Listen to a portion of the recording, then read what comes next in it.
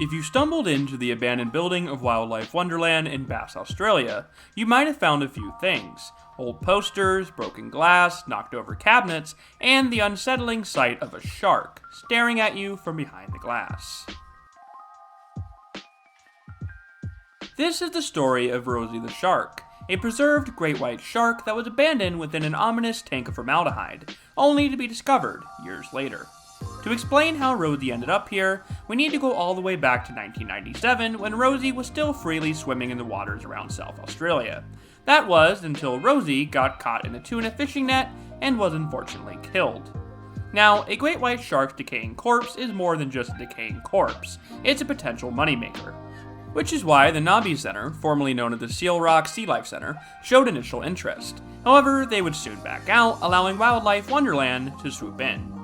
After Wildlife Wonderland's purchase, Rosie's remains were loaded into a refrigerated truck and sent out on the road, ready to hit the 900 miles between South Australia and the town of Bass, Victoria.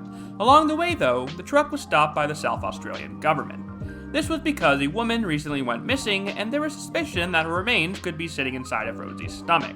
While Rosie's new owners certainly didn't want their prized specimen cut open and gutted, they ultimately had no say, and a necropsy was performed on Rosie, proving her innocence in the case. With that done, Rosie was sealed back up and the journey continued, until Rosie reached her destination. Once there, she was placed inside a custom tank, which was filled with formaldehyde. Well, more specifically, formalin. Pure formaldehyde is actually a foul-smelling gas, which wouldn't work in this situation. What Rosie was stored in is a mixture of sorts called formalin, which isn't entirely formaldehyde. In fact, it's usually 37% formaldehyde and 10 to 12% methanol, with the rest being water, which is what gives formalin its aqueous form. The reason this is done, of course, is to preserve the specimen. Formalin helps prevent decay by preventing the breakdown of the animal's proteins. While formalin might be the cheap option, it's also incredibly toxic, which isn't a problem when there's an illegally operating wildlife center maintaining it. Oh, yeah, Wildlife Wonderland didn't have the proper licenses for the multiple live animals they were keeping, which included emus, kangaroos, and even koalas. After surrendering all of their live animals, they went under in 2012, and instead of doing the responsible thing like clearing out their specimens, they decided to treat them like furniture and leave them sitting there. Following the closure, Rosie, who was once maintained and enjoyed by hundreds of visitors, sat alone in this dark building. In 2018, YouTuber Luke McPherson filmed a now viral video in this abandoned wildlife park, where he discovered Rosie still sitting in her tank of formaldehyde.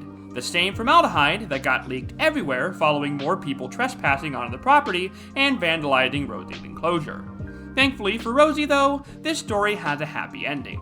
Seeing the attention brought to the shark, Tom Kapitny, scientist and owner of Crystal World Exhibition Center, claimed Rosie. He drained the formaldehyde and replaced it with glycerol, which is a lot safer, albeit a lot more expensive. Today, Rosie is now at the Crystal World Exhibition Center, where she is once again being viewed by hundreds and hundreds of visitors and being given the proper care she always deserved. Thank you all for watching, and until next time, take care.